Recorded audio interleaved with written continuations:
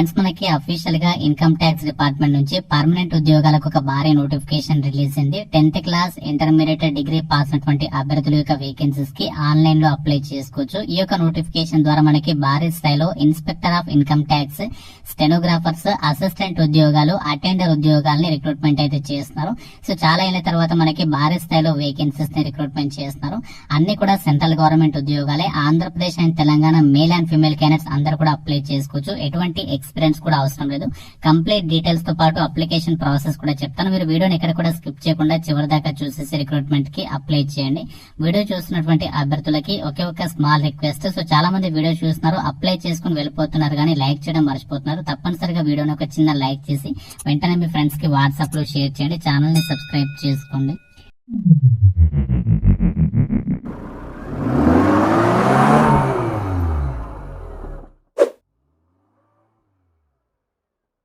Guys, ఇక్కడ notification detail చూసినట్లయితే income tax department లో ఖాళీగా ఉన్నటువంటి పర్మనెంట్ పొజిషన్స్ ని రిక్రూట్మెంట్ చేయడానికి ఒక బంపర్ నోటిఫికేషన్ అనేది అఫీషియల్ గా అయితే రిలీజ్ అయింది. ఈ రిక్రూట్మెంట్ కి సంబంధించి అప్లికేషన్ ప్రాసెస్ కూడా మనము ఆన్లైన్ లోనే అప్లై చేసుకోవాలి. ఆల్రెడీ మనకి అప్లికేషన్ ప్రాసెస్ అనేది స్టార్ట్ అయిపోయింది. అప్లై చేయడానికి లాస్ట్ డేట్ వచ్చేసి 2024 జనవరి 19th వరకు కూడా మనము ఆన్లైన్ లో అప్లికేషన్స్ అనేవి సబ్మిషన్ అయితే చేసుకోవచ్చు. ఈ యొక్క నోటిఫికేషన్ ద్వారా వేకెన్సీస్ వచ్చేసి టోటల్ గా 291 వేకెన్సీస్ ని భర్తీ అయితే చేస్తున్నారు. ఇందులో మనకి ఇక్కడ వేకెన్సీస్ వచ్చేసి ఇన్స్పెక్టర్ ఆఫ్ ఇన్కమ్ ట్యాక్స్ కి సంబంధించి 14 పోస్టులు ఉన్నాయి. స్టెనోగ్రాఫర్స్ గ్రేడ్ 2 కి వచ్చేసి 18 అండ్ అలాగే ట్యాక్స్ అసిస్టెంట్ కి సంబంధించి 119 పోస్టులు ఉన్నాయి. మల్టీ టాస్కింగ్ స్టాఫ్ కి సంబంధించి 137, క్యాంటీన్ అటెండర్ కి సంబంధించి 3. ఈ విధంగా మనకి వివిధ విభాగాల్లో వివిధ ఉద్యోగాల్ని రిక్రూట్మెంట్ అయితే చేస్తున్నారు. ఈ యొక్క ఉద్యోగాలకి సెలెక్ట్ అయినటువంటి క్యాండిడేట్స్ కి సాలరీ అనేది చూసినట్లయితే ఇన్స్పెక్టర్ ఆఫ్ ఇన్కమ్ ట్యాక్స్ పోస్టులకైతే central government pay scale level 7th ప్రకారం మీకు బేసిక్ పేనే 44,900 బేసిక్ పే ఉంటుంది. దాంతో పాటు సెంట్రల్ గవర్నమెంట్ కి సంబంధించి దాదాపుగా మీకు అన్ని అలవెన్సెస్ కలుపుకుంటే 20,000 కి పైగా అలవెన్సెస్ వస్తాయి. అవన్నీ కలుపుకుంటే మీకు చేరగానే 60,000 కి పైగా సాలరీ అనేది వస్తుంది. ఈ యొక్క ఇన్స్పెక్టర్ ఆఫ్ ఇన్కమ్ ట్యాక్స్ పోస్టులకి. మిగతా పోస్టులు ఏవైతే ఉన్నాయో లెవెల్ 4th కి సంబంధించి స్టెనోగ్రాఫర్స్ గ్రేడ్ 2, ట్యాక్స్ అసిస్టెంట్ పోస్టులకి అయితే మీకు అన్ని అలవెన్సెస్ కలుపుకుంటే 45,000 కి పైగానే సాలరీ అనేది వస్తుంది.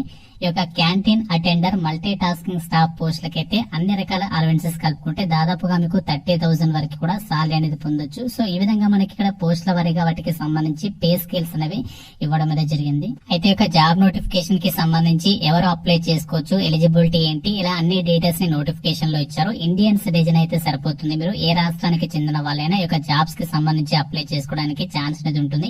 ఆంధ్రప్రదేశ్ వాళ్ళు అప్లై చేసుకోవచ్చు అండ్ అలాగే తెలంగాణ వాళ్ళు కూడా జాబ్స్ కి సంబంధించి ఆన్లైన్ లో అప్లై చేసుకోవచ్చు. ఏజ్ లిమిట్ విషయానికి వచ్చినట్లయితే ఇన్స్పెక్టర్ ఆఫ్ ఇన్కమ్ ట్యాక్స్ పోస్టులకి అయితే 18 నుంచి 30 ఇయర్స్ వరకు అప్లై చేసుకోవచ్చు. స్టెనోగ్రాఫర్స్ అండ్ అలాగే ట్యాక్స్ అసిస్టెంట్ పోస్టులకి అయితే 18 నుంచి 27 ఇయర్స్ వరకు. Multi tasking staff, canteen attender ఉద్యోగాలకి అయితే 18 నుంచి 25 ఇయర్స్ వరకు అప్లై చేసుకోవడానికి ఛాన్స్ కల్పిస్తున్నారు. జనవరి 1, 2023 నాటికి మనకి నోటిఫికేషన్ లో మెన్షన్ చేసినటువంటి ఏజ్ లిమిట్ అనేది ఉండాలి. క్యాస్ట్ వరకు కూడా మీకు ఏజ్ రిలాక్సేషన్స్ అనేవి అప్లికేబుల్ అవుతాయి అని చెప్పేసి ఇక్కడ రిక్రూట్మెంట్ డీటెయిల్స్ లో ఇచ్చారు. అండ్ అలాగే ఈ యొక్క వేకెన్సీస్ కి సంబంధించి అప్లై చేసుకోవడానికి మీకు ఉండాల్సినటువంటి ఎడ్యుకేషనల్ క్వాలిఫికేషన్స్, విద్యా అర్హత విషయానికి వచ్చినట్లయితే ఇన్స్పెక్టర్ ఆఫ్ ఇన్కమ్ ట్యాక్స్ పోస్టులకైతే ఏ విభాగంలో మీరు డిగ్రీ పాస్ అయినా అప్లై చేసుకోవచ్చు. స్టెనోగ్రాఫర్స్ గ్రేడ్ 2 పోస్టులకి అప్లై చేసుకోవాలనుకుంటే 12th క్లాస్ పాస్ అయినటువంటి వాళ్ళు, అంటే ఇక్కడ 12th అంటే మీరు ఇంటర్ పాస్ అయినా, డిప్లొమా చేసినా, ఐటీఐ పాస్ అయినా కూడా అప్లై చేసుకోవచ్చు. ట్యాక్స్ అసిస్టెంట్ ఉద్యోగాలకి సంబంధించేమో డిగ్రీ పాస్ అయినటువంటి క్యాండిడేట్స్ అప్లై చేసుకోవచ్చు. Multi tasking staff, canteen attender ఉద్యోగాలకి అయితే మీరు జస్ట్ 10th క్లాస్ అనేది పాస్ అయితే సరిపోతుంది అని చెప్పేసి ఇక్కడ రిక్రూట్మెంట్ డీటెయిల్స్ లో పోస్టుల వారిగా వాటికి సంబంధించి ఎసెన్షియల్ ఎడ్యుకేషనల్ క్వాలిఫికేషన్ డీటెయిల్స్ ని నోటిఫికేషన్ లో ఇచ్చారు. ఈ రిక్రూట్మెంట్ కి సంబంధించి అప్లికేషన్ ప్రాసెస్ విషయానికి వచ్చినట్లయితే ఆన్లైన్ లో మాత్రం మనము అప్లై చేయాల్సి ఉంటుంది. అప్లికేషన్ ఫీజుకి సంబంధించి డీటెయిల్ చూసినట్లయితే 200 రూపీస్ అప్లికేషన్ ఫీ అనేది మనము ఆన్లైన్ లో పే చేయాలి అని చెప్పేసి ఇక్కడ జాబ్ డీటెయిల్స్ లో క్లియర్ గా అయితే ఇచ్చారు. అన్ని క్యాస్ల వారు కూడా ఇక అప్లికేషన్ ఫీ అనేది మీరు ఆన్లైన్ లో పే చేయాల్సి ఉంటుంది. అయితే ఒక ఉద్యోగాలకి సెలక్షన్ ప్రాసెస్ అనేది ఎలా ఉంటుంది అంటే ఎటువంటి ఎగ్జామినేషన్ అయితే కండక్ట్ చేయట్లేదు. కేవలం మీకు ఉన్నటువంటి ఎలిజిబిలిటీ ఏదైతే ఉంటుందో స్పోర్ట్స్ ఎలిజిబిలిటీని బట్టి రిక్రూట్మెంట్ కి సెలక్షన్ చేస్తున్నారు. ఎవరైతే రిక్రూట్మెంట్ కి అప్లై చేయాలి అనుకుంటున్నారో మీకు స్పోర్ట్స్ అండ్ గేమ్స్ కి సంబంధించి ఇక్కడ మనకి నోటిఫికేషన్ లో మెన్షన్ చేసినటువంటి 65 స్పోర్ట్స్ కి సంబంధించి విభాగాల్లో ఏ ఒక్క దానిలో మీకు స్పోర్ట్స్ కి సంబంధించి కానీ గేమ్స్ కి రిలేటెడ్ గా మీకు సర్టిఫికేషన్ లేదంటే పార్టిసిపేషన్ చేసినట్టుగా ఏదైనా సర్టిఫికేట్ ఉన్నట్లయితే ఈ రిక్రూట్మెంట్ కి మీరు అప్లై చేసేసుకోవచ్చు. ఈ యొక్క ఉద్యోగాలకి సెలక్షన్ వచ్చేసి దాన్ని బేస్ చేసుకుని మిమ్మల్ని సెలక్షన్ చేస్తున్నారు. ఇందులో మనకి చాలా స్పోర్ట్స్ నేమ్స్ అయితే ఇచ్చారు. ఆర్చరీ ఉంది, అథ్లెటిక్స్, పాత్య, badminton, baseball, basket ball, billiards and snookers, body building, boxing, bridge, carrom, chess, cricket, cycling, cycle polo, deaf sports, equestrian, fencing, football అని చెప్పేసి ఇలా మనకి 65 స్పోర్ట్స్ అయితే ఇక్కడ లిస్ట్ ఇచ్చారు. అందులో మీకు ఏ విభాగంలో మీకు అందులో స్పోర్ట్స్ కి సంబంధించి రిలేటెడ్ గా సర్టిఫికేట్ ఉంటుందో వాళ్ళు అప్లై చేసుకోవచ్చు. సో చాలా అంటే చాలా బెస్ట్ ఆపర్చునిటీగా చెప్పుకోవచ్చు. ఎందుకంటే చాలా మంది ఏంటంటే వాళ్ళ స్కూల్ లైఫ్ లో గానీ కాలేజ్ లైఫ్ లో గానీ వాళ్ళు ఏం చేస్తారంటే చాలా మంది స్టూడెంట్స్ చదువుతూనే స్పోర్ట్స్ లలో పాల్గొంటూ ఉంటారు. సో చాలా మంది వాళ్ళకి సర్టిఫికేట్స్ అయితే ఉంటాయి. సో కానీ వాళ్ళు ఖాళీగా అయితే ఉంటారు. చాలా మంది కాంపిటేటివ్ ఎగ్జామ్స్ లో కూడా జాబ్స్ పొందలేక అయితే వాళ్ళకి ఇది ఒక బెస్ట్ ఛాన్స్ అని చెప్పుకోవచ్చు. ఎందుకంటే మీకు డైరెక్ట్ గా మీ యొక్క స్పోర్ట్స్ ఎలిజిబిలిటీని బట్టి డైరెక్ట్ గా మిమ్మల్ని సెలక్షన్ అయితే చేస్తున్నారు. సెలక్షన్ ఎలా ఉంటుందంటే మీకు ఉన్నటువంటి ఎలిజిబిలిటీ ఏదైతే ఉంటుందో స్పోర్ట్స్ కి సంబంధించి ఇంటర్నేషనల్ కాంపిటీషన్ లో ఉన్నటువంటి వాళ్ళకేమో ఫస్ట్ ప్రిఫరెన్స్ ఇస్తారు. అండ్ అలాగే నేషనల్ లెవెల్లో ఛాంపియన్షిప్ కి సంబంధించి సర్టిఫికేట్ ఉన్నట్లయితే సెకండ్ ప్రిఫరెన్స్. దాని తర్వాత ఇంటర్ యూనివర్సిటీ లేదా ఇండియన్ యూనివర్సిటీకి సంబంధించి అసోసియేషన్ రిలేటెడ్ గా ఉన్నట్లయితే దానికి థర్డ్ ప్రిఫరెన్స్. ఈ విధంగా మనకి ఉన్నటువంటి ఏదైతే సర్టిఫికేట్ లెవెల్ ఉంటుందో ఆ యొక్క లెవెల్ ని బట్టి మీకు అక్కడ ప్రిఫరెన్స్ అనేది ఇవ్వడం అయితే జరుగుతుంది. దాన్ని బేస్ చేసుకుని ఇక ఉద్యోగాలకి సెలక్షన్ చేస్తాము అని చెప్పేసి నోటిఫికేషన్ లో మెన్షన్ చేస్తున్నారు.